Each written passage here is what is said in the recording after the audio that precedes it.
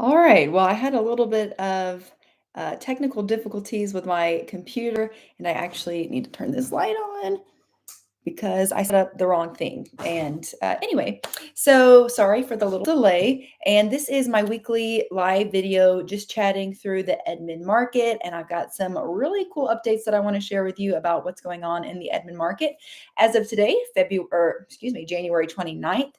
2024. And then I also just have a couple of questions. And if you are watching and you have questions you want me to answer, definitely put them in the chat and I will answer them kind of as they come in after I get done with the Edmond market update. And my name is Kinsley Hauser. I'm a local realtor in Edmond, Oklahoma, and its surrounding areas.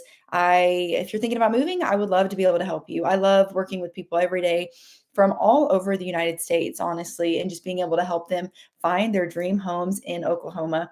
And so, without further ado, let's go ahead and get into a market update. And I'll kind of give you the whole MLS from Central Oklahoma, and then Edmond, and then Oklahoma City, kind of what I'm seeing. And I mentioned last week that we're starting to see more houses go pending than what's coming on the market, meaning more is coming off than what's being put on, which is going to, over time, create more of that competition. And I mean, I'm already seeing, but multiple offers definitely getting back into that kind of market. And so, as of the last week, um, within our whole MLS, there were 564 houses that went pending, which is an increase from the last 2 weeks. There were 380 new listings, which was actually a decrease from the last 2 weeks. And then I wanted to also include how many houses were sold. So 324 houses were sold. So this is 888 houses that were off the market and only 380 that were being put on the market. And so again, you can see almost greater than 2 times the amount of houses being taken away than what's putting on, which again just goes towards how crazy that market is going to become when that keeps happening every week. Your inventory goes like this, and it's just creating such a competitive market. I believe that it's going to. Within Edmond, you see pretty much the same thing happening. You have 89 houses going pending, 43 houses being sold, so 132 houses total kind of being unavailable, and then 30 new listings. So 4 times the number of houses are being taken away than what are being added on. And then within Oklahoma City, you've got 145 pending, 86 sold, and 107 new listings. So again, about double what's being unavailable than what is becoming available. And probably by the next live that I have, I'm going to be able to share the whole month of January recap. And I'm really interested to see what those look like from the MLS, because I definitely think we're going to see housing prices. And because in December, it was kind of starting to go back down, but I definitely think January, we're going to start to see that increase. So it'll just be really interesting to see kind of what those prices do when we look at the end of January, and especially in February, at the end of February, when we get those numbers, because a lot of houses that maybe went under contract in January are actually going to close until February. I know for my own business, I had multiple houses that were under contract January, but they're not closing until February. And so, really, over the next couple months, it'll be really interesting to see how that kind of takes place. And then that's also why I like doing these updates, just to show you what's happening on the MLS week by week, because so much changes week by week. And as you can see, more houses are going pending, more houses are being sold, and less houses are available. And so, kind of that's the most recent update that I have for you guys. And I wanted to get into some Q&As. I haven't received a ton of questions, but there are some questions that I often receive about weather and different things. And so I wanted to kind of just use this time, unless somebody pops on and ask a question, I wanted to use this time to talk specifically kind of just about the weather questions that I get. And, people always, when they hear Oklahoma, they think tornadoes, they think worst case scenario, and they do happen. I mean, tornadoes are they can happen. They can happen a lot of places. And I will say specifically in Edmond, I feel like we don't see the tornado frequency as much as some other cities around Oklahoma City.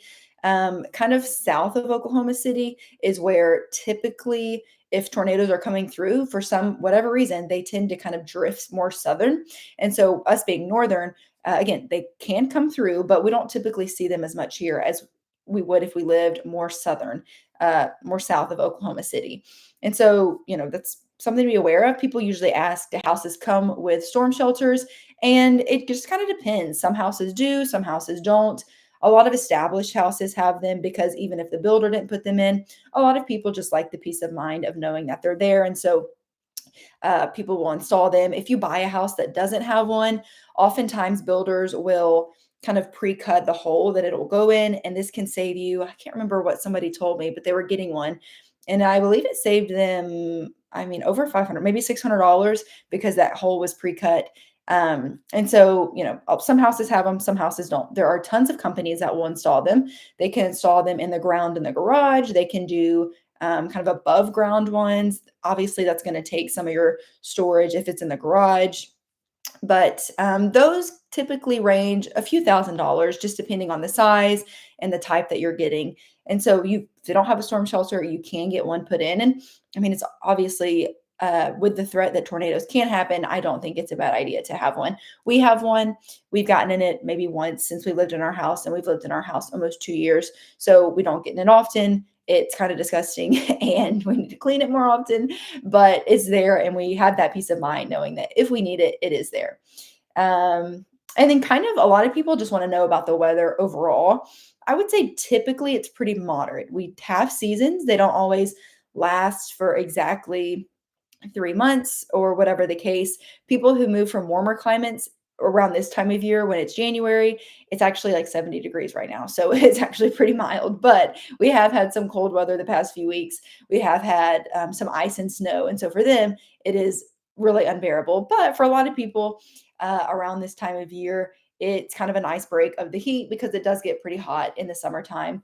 But I think overall it's pretty mild. It doesn't get as hot here as it does in some other states, and it doesn't get as cold. It's kind of just somewhere in the middle. You don't get tons of snow and ice, but the possibility is there to get some snow and ice. So again, weather's pretty mild to moderate. You're going to get a lot of that weather that takes place kind of in the fall and spring. That's when tornado chances are going to be more likely and that sort of thing. So those are kind of just some of the weather questions that I get often.